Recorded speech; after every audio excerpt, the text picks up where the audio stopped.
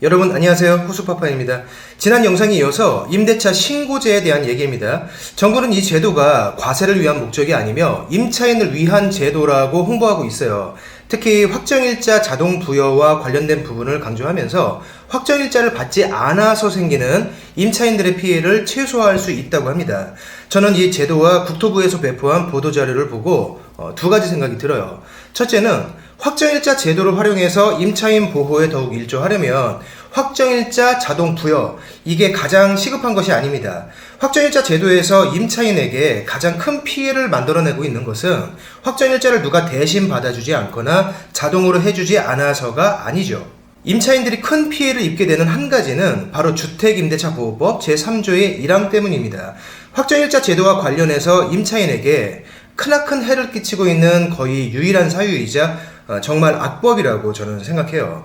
이 조항을 변경할 방법을 찾는 것, 확정일자와 관련된 사항 중에서는 이게 임차인 보호를 위해서 가장 시급하고 중요한 일이죠. 이걸 지금 얘기하면 영상이 너무 길어지니까 주택임대차보호법 제3조의 1항과 관련된 이 부분은 따로 떼어서 다음 시간에 얘기하겠습니다. 제가 왜 변경해야 한다가 아니라 변경할 방법을 찾는 것이라고 표현했는지도 다음 영상에서 얘기하도록 할게요. 오늘 말씀드릴 내용은 임대차 신고제로 인해서 자동으로 확정일자가 부여되는 것에 임차인들이 오해할 만한 내용이 하나 있다는 거예요.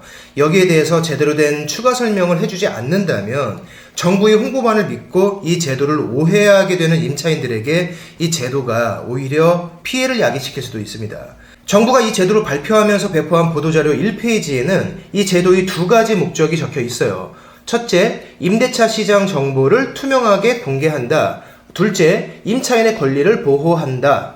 이 중에서 첫 번째 목적인 임대차 시장의 정보 공개는 제도가 원활하게 돌아간다면 어느 정도의 효과가 예상됩니다. 매매 시장의 정보 공개는 많은 매수인과 매도인들에게 과거의 시장을 파악하고 앞으로의 시장을 예측할 수 있는 지표 중 하나로 사용되고 있어요. 어떤 물건의 매매 가액이 어느 시기에 어느 정도 상승했는지, 어느 시기에 매매 계약이 몰리고 어느 시점에 뜸해졌는지를 파악하는 기초적인 자료 중 하나로 사용되죠. 마찬가지로 임대차 신고제를 통해서 파악되고 앞으로 공개될 정보들은 임대인과 임차인들에게 주변의 시세를 파악해서 좀 더 합리적인 의사결정을 할 수 있는 기초적인 자료 중 하나로 활용될 수 있습니다. 이 부분은 그 효과가 얼마나 클 것인가 혹은 적을 것인가를 떠나서 긍정적으로 평가해야 하는 부분이죠. 우려가 되는 부분은 이 제도의 두 번째 목적, 임차인의 권리를 보호한다는 대목이에요. 정부는 임차인의 권리를 보호하는 가장 큰 효과로 임차인의 확정일자 자동 부여, 이 부분을 들고 있어요. 특히 소액계약, 단기계약, 갱신계약 같이 그동안 확정일자를 받지 않는 경향이 있었던 계약에도 이 신고제를 통해 확정일자가 자동으로 부여되면서 임차인의 보증금 보호가 강화될 것으로 예상된다고 하고 있습니다. 또한 이 제도를 이용하는 사람에게는 확정일자 부여 시에 부과하던 수수료 600원도 면제할 계획이라고 하죠. 수수료도 면제되면서 자동으로 확정일자가 부여되기 때문에 이 제도로 인해서 임차인들이 더욱 안전해진다는 얘기예요. 저는 이 부분에 문제가 있다고 생각합니다. 정확히 얘기하면 화려한 문구들로 홍보에만 치중했지 임차인들에게 세심한 배려가 부족하다는 생각이 들어요. 정부가 보도자료에서 밝혔듯이 확정일자를 받지 않는 사람들은 대부분 소액계약을 한 임차인들입니다. 일선에서 일해본 경험상 보증금이 몇억 원 넘는 임차인들은 전입신고나 확정일자 같은 자신의 보증금 보호 절차를 잘 따라요. 확정일자를 무시하는 대부분은 보증금이 몇백이나 몇천 정도의 소액인 경우가 많고 특히 사회초년생이나 젊은 층에 많이 몰려 있습니다. 그리고 소액이라고 표현하지만 사실 그들에게는 큰 돈이죠. 문제는 고가의 아파트 전월세가 아니라 다가구나 다세대에서 이루어지는 이런 계약들의 상당수는 계약 후 1개월 이내에 입주를 한다는 것이에요. 정부는 이 제도를 발표하면서 임대차 신고제를 통해서 확정일자가 자동으로 부여된다고 밝히고 있어요. 여기에 이 제도를 활용하면 수수료도 면제된다고 합니다. 확정일자와 관련된 설명은 이게 끝이에요. 하지만 이 부분을 생각해 봐야 합니다. 바로 임대차 신고제의 신고 기한은 계약 후 30일 이내라는 것이에요. 이 제도의 문제점이 보이시나요? 확정일자는 최대한 빨리 받아야 합니다. 임차인의 우선 변제권이 발동하려면 대항력뿐만 아니라 확정일자까지 필요하기 때문이죠. 7월 1일에 입주한 사람이 전입신고와 함께 확정일자를 받아도 주택임대차보호법 제3조의 1항에 의해서 7월 1일 당일이 아닌 7월 2일 0시가 되어서나 효력이 발생합니다. 이것 때문에 임차인들이 모든 걸 확인하고 아주 안전한 상태에서 잔금을 처리하고 입주하고 전입신고와 확정일자를 당일에 받는다 하더라도 상황에 따라서는 보증금을 날리게 되는 그런 경우가 가끔 발생하죠.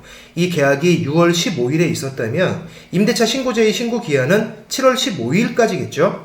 만약에 기한을 꽉 채워서 7월 15일에 신고한다면, 아니 며칠 빨리 해서 7월 10일에 신고한다 하더라도 자동으로 확정일자가 부여되는 것을 믿고 있던 이 임차인의 우선 변제권 발동 날짜는 입주한 7월 1일이 아닌 주택임대차보호법 제3조의 1항에 의한 7월 2일도 아닌 7월 10일이 이 임차인의 우선 변제권 발동의 기준 날짜가 되는 것이에요. 하지만 이 임대차 신고제와 관련된 보도자료에는 신고 시 확정일자를 자동으로 부여한다는 내용과 확정일자 비용 600원이 면제된다는 홍보 내용만 있지, 사람들이 이 제도를 믿고 실수하기 딱 좋은 이런 내용에 대한 안내는 없어요. 바로 계약 후 30일 이내에 입주하는 임차인은 이 제도와 상관없이 반드시 확정일자를 먼저 받아야 안전하다, 이 문구가 없다는 얘기죠. 임대차 신고제의 신고기한은 계약 후 30일 이내입니다. 15일 만에 신고할 수도 있지만 30일 만에 신고할 수도 있는 것이죠. 때문에 계약 후 30일 이전에 입주하는 임차인은 임대차 신고제로 인해서 확정일자가 자동 부여되는 것을 기다리면 절대로 안 됩니다. 입주 당일에 반드시 확정일자를 먼저 받아야 해요. 600원이 들더라도 말이죠.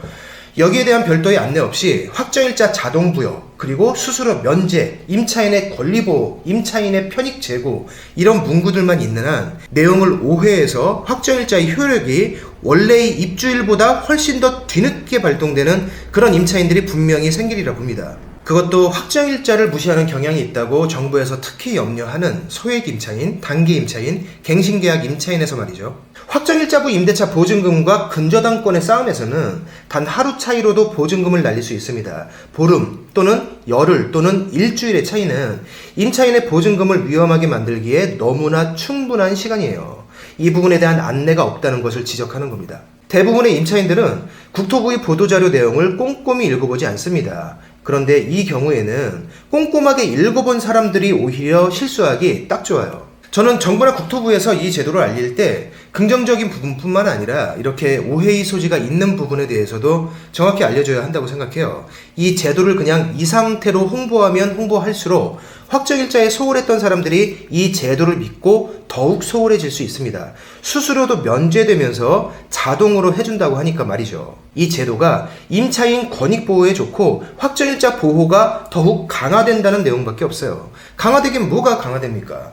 보호 내용은 똑같고 오히려 이걸 믿고 있다가 실수해서 보증금 날리기 딱 좋죠. 오히려 확정일자 받는 것에 소홀하지 않았던 임차인들까지도 소홀해지기 딱 좋아요. 왜 보도자료나 홍보자료 안에 이 부분에 대한 얘기가 없는지 저는 아무리 생각해도 좀 의아합니다. 분명히 전문가들이 붙어서 많은 부분을 고려했을 테고 임차인을 위해서 만든 제도일 텐데요. 지금이라도 사람들에게 알려줘야 합니다. 바로 계약 후 30일 이내에 입주하는 임차인에게는 이 제도가 무용지물일 수 있고, 확정일자가 자동으로 부여되는 것을 기다리면 절대로 안 되며 반드시 입주일에 즉시 확정일자를 따로 받아야만 한다고요. 수수료가 600원이 들더라도 말이죠. 사람들이 오해해서 오히려 피해를 볼 소지가 분명히 있습니다. 이걸 알면서도 알리지 않고 포장에만 집중한다면 이 제도가 좋다 나쁘다와 상관없이 사람들을 기만한 것이 되는 것이고요. 이걸 몰라서 알리지 못했다면 자격 미달이죠. 다시 한번 말씀드리지만 계약 후 30일 이내에 입주하는 임차인들은 이 제도를 믿고 확정일자가 자동으로 부여되는 것을 기다리시면 절대로 안 됩니다. 종전대로 잔금을 처리하고 입주를 하시면서 그날 전입신고와 동시에 반드시 먼저 받으셔야 됩니다. 아니면 잔금 처리와 동시에 임대차 신고를 꼭 같은 날 하셔야 돼요. 오늘 영상은 여기서 마치겠습니다. 고맙습니다.